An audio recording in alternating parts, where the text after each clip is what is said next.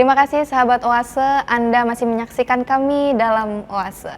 Kita lanjutkan kembali nih diskusi kita bersama dengan Kak Alma. Oke, baik Kak Alma, tadi tips nih berkaitan tentang bagaimana sih kita menjadi pemuda Islam di zaman sekarang yang nggak ketinggalan zaman tapi tetap ada di koridor yang benar atau koridor Islami gitu. Nah, silakan Kak Alma nih, lanjutkan kembali. Tadi udah berapa tips? 2 ya. Dari tips yang ketiga adalah kita harus bisa belajar sesuai passion kita, atau kita harus bisa mengasah soft skill kita nih Kak Vivi. Jadi kalau kita bisa belajar sesuai passion kita, nah nanti itu bisa menjadikan tubuh kita tuh terus berkembang. Misalkan kita suka memasak nih, kita geluti tuh memasak itu sampai kita mahir, sampai kita menjadi chef dunia gitu, internasional.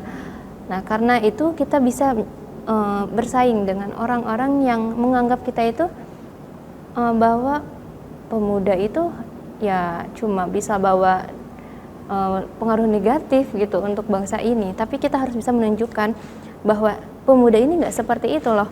Kita itu bisa menjadikan bangsa ini bangsa yang maju kalau pemudanya itu dia mau bergerak, dia mau berubah, dia mau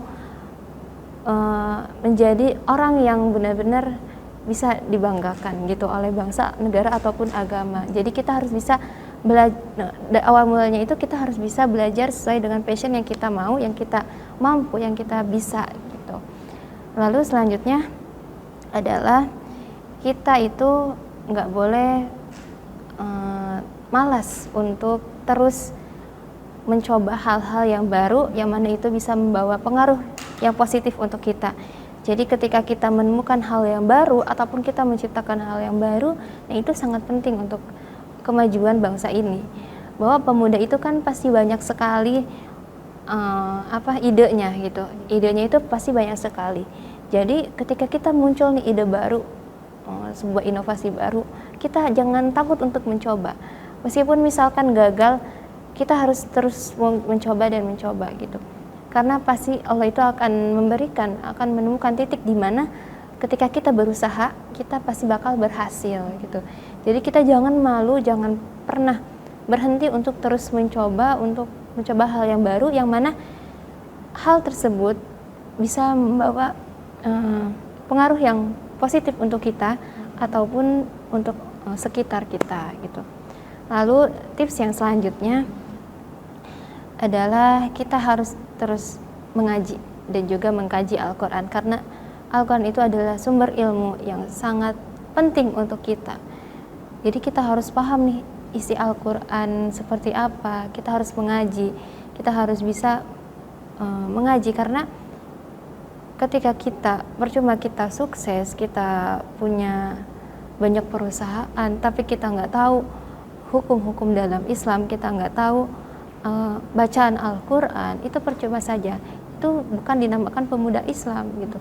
Tapi sebagai pemuda Islam, kita harus terus mengaji, kita harus terus mengkaji Al-Quran agar kehidupan kita itu nggak menyeleweng dari situ. Dari kan Al-Quran itu kita udah jadikan sebagai pedoman hidup kita. Jadi kita harus bisa mengkaji Al-Quran itu, kita harus pahami makna sebenarnya dalam ayat Al-Quran tersebut. Dan kalau bisa lebih baik diamalkan. Iya, jadi Al-Quran itu jangan hanya dibaca saja, tapi kita harus bisa mengamalkan isi dari Al-Quran tersebut. Lalu tips yang selanjutnya nih Kak Vivi, kita itu gak boleh putus asa, gak boleh gampang menyerah, gak boleh insecure, gak boleh overthinking. Pokoknya segala hal yang merugikan diri kita.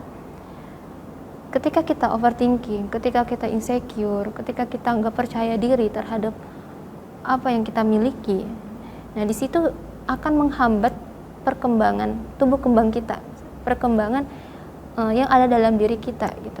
Kita cuma stuck di situ aja, nggak mau berkembang karena kita itu nggak punya kepedean, nggak punya rasa percaya diri, atau kita itu malu sama orang. Nah di situ kita sebagai pemuda Islam, kita nggak boleh merasa insecure, merasa overthinking ataupun hal lain sebagainya yang bisa merugikan diri kita sendiri gitu. Nah yang terakhir, kita harus terus bersyukur atas apa yang Allah berikan kepada kita, karena percuma kalau kita punya banyak uang, punya banyak harta, ataupun kita udah berhasil untuk menjadi pemuda Islami, kalau kita nggak bersyukur, itu sama aja kita nggak nganggap Allah itu ada. Karena kita ini bisa seperti ini, kita itu karena Allah gitu. Jadi kita harus terus bersyukur atas apa yang Allah berikan, sehingga kita bisa dikatakan sebagai pemuda yang Islami. Oke, baik Nina, itu tadi terkait dengan tips ya. Ini tipsnya bagus sekali Kak Alma, masih dalam gimana ya, sebagai pemuda Islam tapi kita ini nggak ketinggalan zaman dan tetap di koridor Islam gitu. Mungkin sahabat Oase bisa dicoba nih tips dari Kak Alma nih. Dan kemudian nih Kak Alma, sebagai mungkin sebagai pemuda Islam, kita juga kan pasti ingin memiliki apa ya, teladan lah atau motivasi orang yang baik gitu. Nah mungkin Kak Alma ada nggak sih siapa sih yang bisa nih kita jadikan teladan sebagai pemuda Islam yang baik gitu? Baik, banyak sekali ketika kita membaca buku nih Kak Pipi, banyak buku sejarah gitu, sejarah Islam. Di sana banyak banget yang bisa jadikan kita teladan gitu. Pemuda-pemuda zaman dahulu itu semangatnya itu sangat semangat gitu untuk terus dia bisa berkembang, untuk terus dia bisa memajukan agama Islam.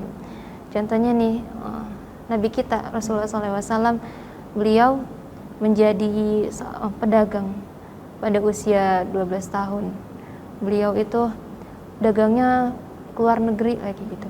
Pada usia 17 tahun beliau memimpin rombongan pedagang yang punya pamannya.